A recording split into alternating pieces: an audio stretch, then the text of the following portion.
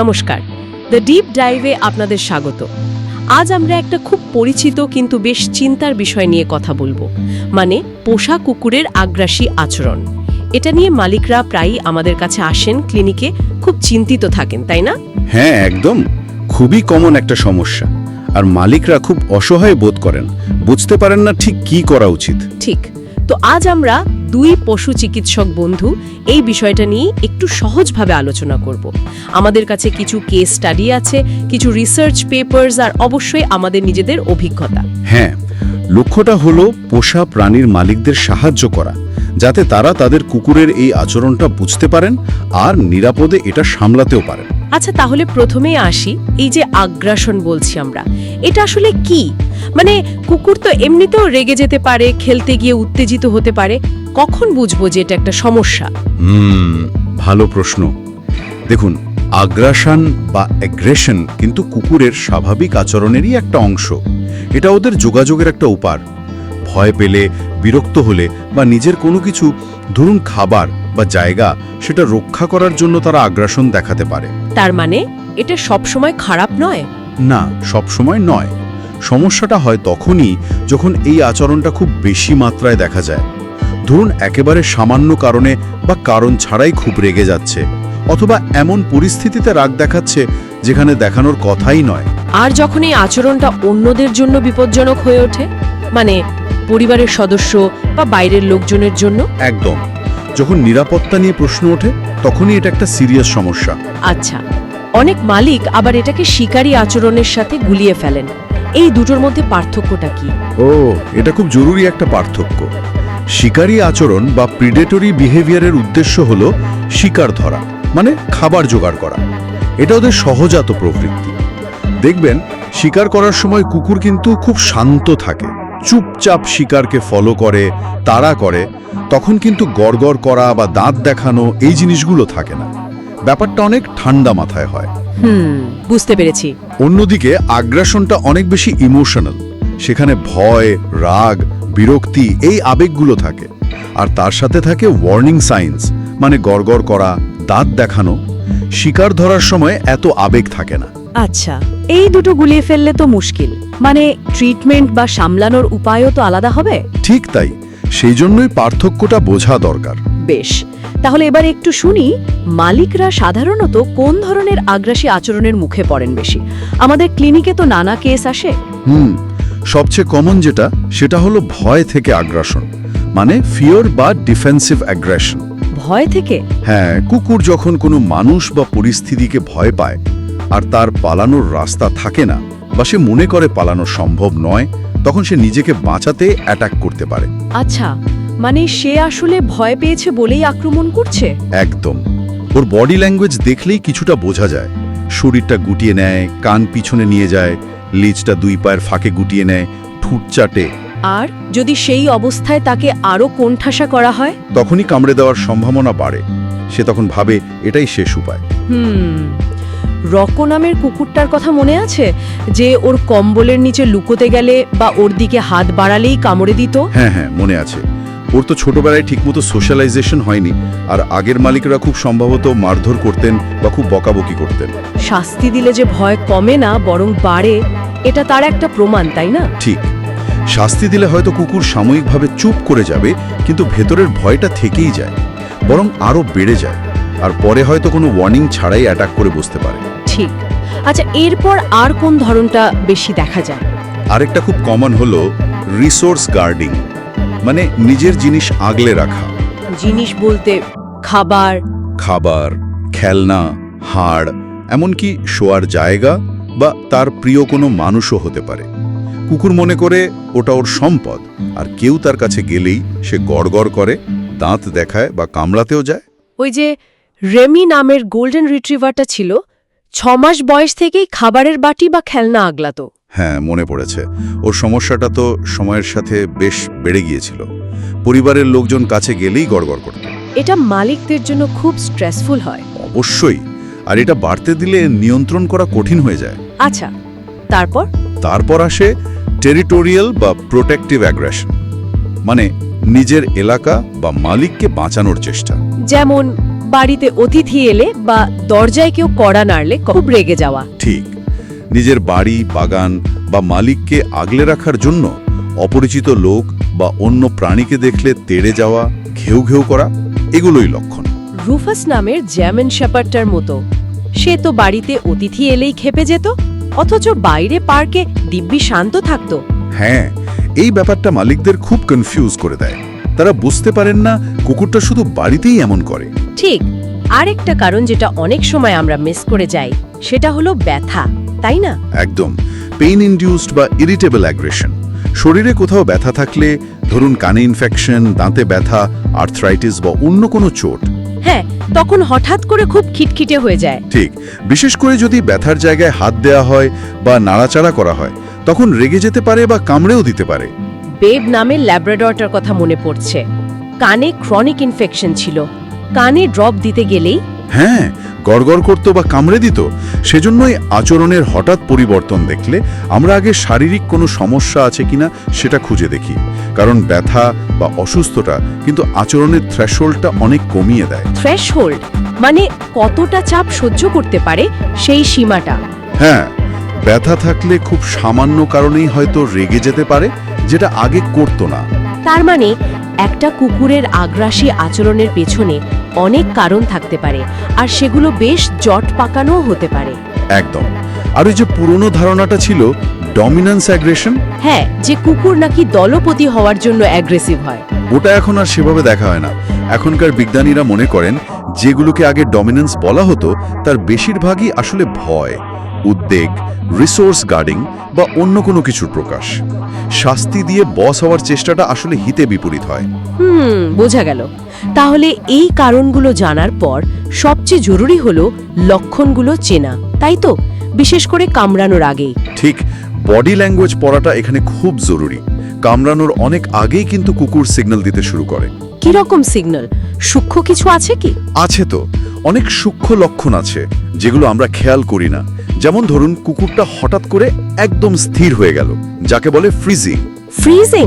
হ্যাঁ, বা ধরুন অপলক চোখে তাকিয়ে আছে, হার্ড স্ট্যার। আবার কখনো উল্টোটাও হয়, মানে চোখ সরিয়ে নিচ্ছে, তাকাচ্ছেই না। আচ্ছা, আর ঘন ঘন ঠোঁট চাটা, লিপ লিকিং, এমনি এমনি হাই তোলা, ইয়নিং, কান পেছনের দিকে নিয়ে যাওয়া, লেজটা খুব শক্ত করে রাখা বা খুব আস্তে নাড়ানো, এগুলো সবই কিন্তু স্ট্রেস বা অস্বস্তির লক্ষণ। রকো তো ভয় পেলে এরকম স্থির হয়ে যেত। হ্যাঁ, এগুলো হলো আর্লি ওয়ার্নিং সাইন্স। আর স্পষ্ট লক্ষণ, যেগুলো দেখলে বুঝতেই হবে যে এবার বিপদ হতে পারে। স্পষ্ট লক্ষণগুলো হলো গড়গড় করা বা গ্রোলিং। এটা একটা পরিষ্কার বার্তা, দূরে যাও, আমার ভালো লাগছে না। গ্রোলিংটাকে কি থামিয়ে দেওয়া উচিত বকা দিয়ে? একদম না, এটাই সবচেয়ে বড় ভুল। গ্রোলিং হলো একটা ওয়ার্নিং। ওকে যদি বকা দিয়ে বা শাস্তি দিয়ে থামিয়ে দেওয়া হয়, তাহলে পরের বার হয়তো ও ওয়ার্নিং না দিয়ে সরাসরি কামড়ে দেবে।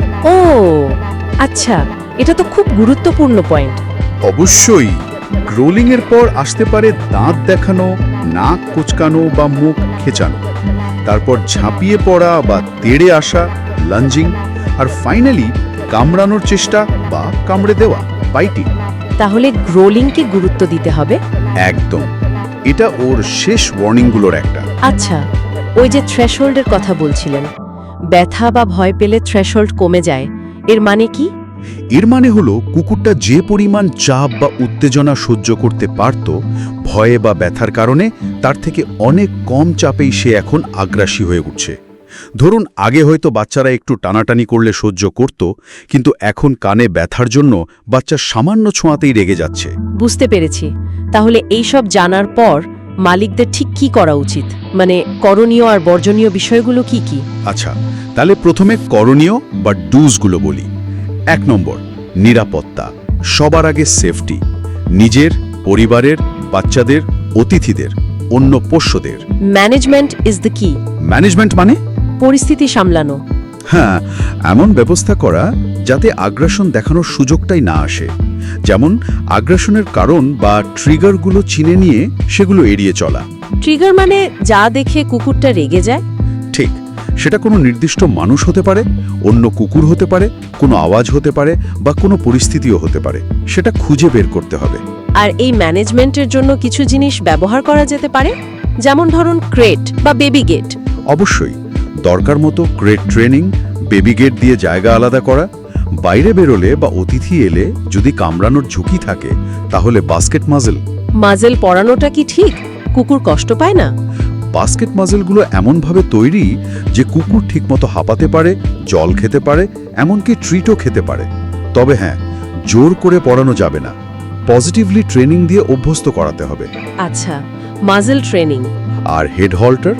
হেড হল্টারও কাজে আসতে পারে, কিন্তু ওটাও ঠিকভাবে ব্যবহার করা শিখতে হবে। আর বাচ্চাদের ব্যাপারটা? শিশুদের সেফটি সবার নেবে। যদি কুকুরের অ্যাগ্রেশনের হিস্ট্রি থাকে তাহলে বাচ্চাদের সাথে কুকুরের ইন্টারঅ্যাকশন সবসময় সুপারভাইজড হতে হবে, মানে বড় কেউ উপস্থিত থাকতে হবে। এমনকি যদি অ্যাগ্রেশনটা বাচ্চাদের দিকে নাও হয়, কারণ বাচ্চারা তো হঠাৎ করে জড়িয়ে ধরতে পারে বা বিরক্ত করতে পারে। একদম। আর বাচ্চারা ছোট হওয়ায় কামড়টা মুখে বা গলায় লাগার ঝুঁকি বেশি থাকে, তাই আলাদা রাখাই ভালো। এগুলো তো গেল ম্যানেজমেন্ট, কিন্তু শুধু এড়িয়ে চললেই তো হবে না, আচরণ বদলানোর জন্য কিছু করতে হবে না? অবশ্যই, এটাই আসল কাজ, বিহেভিয়ার মডিফিকেশন। মানে কুকুরকে শেখানো যে আগ্রাসী আচরণের বদলে অন্য কিছু করলে ভালো ফল পাওয়া যায়। পজিটিভ রিইনফোর্সমেন্ট দিয়ে। হ্যাঁ, ঠিক তাই। যেমন রিসোর্স গার্ডিংয়ের ক্ষেত্রে ছেড়ে দেওয়া বা লিভ ইট শেখানো, বিনিময়ে ভালো ট্রিট দেওয়া, ভয় পেলে বা উত্তেজিত হলে শান্তভাবে বসতে বা শুয়ে থাকতে শেখানো, একটা নির্দিষ্ট ম্যাটে গিয়ে থাকতে শেখানো। রকো বা রেমির ক্ষেত্রে তো এইভাবেই কাজ হয়েছিল। তবে প্রচুর ধৈর্য ধরতে হয়। আর যদি মনে হয় নিজে পারছেন না বা পরিস্থিতি হাতের বাইরে যাচ্ছে, তাহলে অবশ্যই পেশাদার সাহায্য নিতে হবে। পশু চিকিৎসক বা ভালো আচরণ বিশেষজ্ঞের কাছে যেতে হবে। এটা গেল করণীয়। এবার বলুন কি কি একেবারেই করা উচিত নয়, মানে ডোন্টস। সবচেয়ে বড় ডোন্ট হলো শাস্তি দেয়া, মারা, বকাঝকা করা, চিৎকার করা, ভর দেখানো বা ওই যে অ্যালফা রোল, মানে জোর করে উল্টে চেপে ধরা, এগুলো একদম নয়। কেন নয়? অনেকে তো ভাবেন এতে কুকুর ডমিনেট হবে। কারণ এতে ভয়, উদ্বেগ আর আগ্রাসন কমার বদলে বহুগুণ বেড়ে যায়। মালিকের ওপর থেকে বিশ্বাস চলে যায়। রোকোর মালিকরা তো এটাই করে সমস্যা বাড়িয়েছিলেন। ঠিক, শাস্তি দিয়ে সাময়িক কাজ হলেও লং টার্মে ক্ষতি হয়। আর কি করা উচিত নয়? আগ্রাসী কুকুরের মুখোমুখি দাঁড়িয়ে চ্যালেঞ্জ করা উচিত নয়, মানে চোখে চোখ রেখে তাকিয়ে থাকা, ওর দিকে ঝুঁকে পড়া, এতে ও আরও ভয় পেতে পারে বা থ্রেটেন্ড ফিল করতে পারে। আর ওই যে ওয়ার্নিং সাইন, গড়গড় করা, হ্যাঁ, ওটাকে একদম ইগনোর করা উচিত নয় বা ধমক দিয়ে থামানো উচিত নয়। ওটা ওর কমিউনিকেশন, ও বলতে চাইছে ওর অস্বস্তি হচ্ছে। আচ্ছা, আর বাচ্চাদের ব্যাপারে? এটা কখনই ধরে নেওয়া উচিত নয় যে সব কুকুর বাচ্চাদের ভালোবাসবে বা সহ্য করবে। বাচ্চাদের সাথে কুকুরের মেলামেশা সবসময় নজরে রাখতে হবে, সে কুকুর আগ্রাসী হোক বা না হোক। খুব জরুরি কথা। তাহলে এবার বলুন কখন মালিক বুঝবেন যে আর নিজে চেষ্টা না করে ভেটের কাছে বা বিশেষজ্ঞের কাছে যাওয়া দরকার? কয়েকটি সিচুয়েশন আছে যখন দেরি করা একদম উচিত নয়। প্রথমত, যদি কুকুর কামড়ে দেয়, সে কামড় যত ছোটই হোক, বিশেষ করে যদি চামড়া কেটে যায়, এটা মানে থ্রেশহোল্ড ক্রস করে গেছে। দ্বিতীয়ত, যদি কুকুরের আচরণে হঠাৎ করে পরিবর্তন আসে, মানে আগে শান্ত ছিল এখন হঠাৎ আগ্রাসী হয়ে উঠছে, এর পেছনে শারীরিক কারণ যেমন ব্যথা থাকতে পারে, সেটা রুল আউট করা দরকার। আচ্ছা, আর যদি আগ্রাসনের পরিমাণ বাড়তে থাকে? হ্যাঁ, যদি দেখেন অ্যাটাকগুলো আরও ঘন ঘন হচ্ছে বা আগের চেয়ে বেশি তীব্র হচ্ছে বা বেশিক্ষণ ধরে চলছে, তাহলে অবশ্যই সাহায্য নিতে হবে। রেমির ক্ষেত্রে যেমন হয়েছিল। আর যদি মালিক নিজেই ভয় পেয়ে যান বা সামলাতে না পারেন? একদম। যদি মালিকের নিজের বা পরিবারের নিরাপত্তা নিয়ে চিন্তা হয় বা আত্মবিশ্বাস হারিয়ে ফেলেন, তাহলে পেশাদার সাহায্য নেওয়াই সবচেয়ে ভালো। এই পরিস্থিতিতে আমরা মানে পশু চিকিৎসকরা কিভাবে সাহায্য করতে পারি? আমাদের প্রথম কাজ হলো খুব ডিটেলসে হিস্ট্রি নেওয়া। কবে থেকে হচ্ছে, কখন হচ্ছে, কি দেখে হচ্ছে, আগে কি হয়েছিল, ট্রেনিং কেমন হয়েছে, কোথা থেকে আনা হয়েছে, সবকিছু। তারপর শারীরিক পরীক্ষা, হ্যাঁ, পুরো চেক আপ করে দেখা কোনো ব্যথা বা অসুস্থতা আছে কিনা। প্রয়োজনে ব্লাড টেস্ট, এক্স-রে এসবও করা হতে পারে। শারীরিক কারণ না পাওয়া গেলে বা পাওয়া গেলে তারপর আমরা একটা ডায়াগনোসিস করার চেষ্টা করি। এটা কি আচরণগত নাকি শারীরিক নাকি দুটোই? এরপর মালিকের সাথে বসে একটা প্ল্যান তৈরি করি। সেই প্ল্যানে কি কি থাকে সাধারণত? মূলত 3টে জিনিস। 1, ম্যানেজমেন্ট, কিভাবে ট্রিগার এড়ানো যায়। 2, বিহেভিয়ার মডিফিকেশন, কিভাবে পজিটিভ উপায়ে নতুন আচরণ শেখানো যায়। আর 3 নম্বরটা কি? ওষুধ, হ্যাঁ, প্রয়োজনে অ্যান্টি অ্যাংজাইটি বা মুড মডিফাইং মেডিসিন যেমন SSRIs দেওয়া হতে পারে। তবে এটা মনে রাখতে হবে, ওষুধ কিন্তু ম্যাজিক নয়। ওষুধ একা কাজ করে না। না, ওষুধ দেওয়া হয় যাতে কুকুরটা একটু শান্ত হয়, রিসিভ করার মতো অবস্থায় আসে, যাতে ট্রেনিংটা ভালো করে নিতে পারে। এটা সবসময় ম্যানেজমেন্ট আর ট্রেনিংয়ের সাপোর্টিভ হিসেবে কাজ করে, আর অবশ্যই ভেটেরিনারি সুপারভিশন। আর প্রয়োজনে আপনারা তো আরও স্পেশালিস্টের কাছে রেফারও করেন। হ্যাঁ, সার্টিফাইড ভেটেরিনারি বিহেভিয়ারিস্ট বা খুব অভিজ্ঞ ট্রেনারের কাছে রেফার করা যেতে পারে। চিকিৎসার ফলাফল কেমন হতে পারে সেটাও আমরা মালিকদের সাথে আলোচনা করি। তাহলে সব মিলিয়ে যা দাঁড়ালো, কুকুরের আগ্রাসন একটা জটিল বিষয় ঠিকই, কিন্তু সঠিক অ্যাপ্রোচ নিলে, ধৈর্য ধরলে আর দরকার মতো সাহায্য নিলে এটা ম্যানেজ করা সম্ভব। হতাশ হওয়ার কিছু নেই। একদম। আর মালিকের ভূমিকাটা কিন্তু এখানে সবচেয়ে বড়।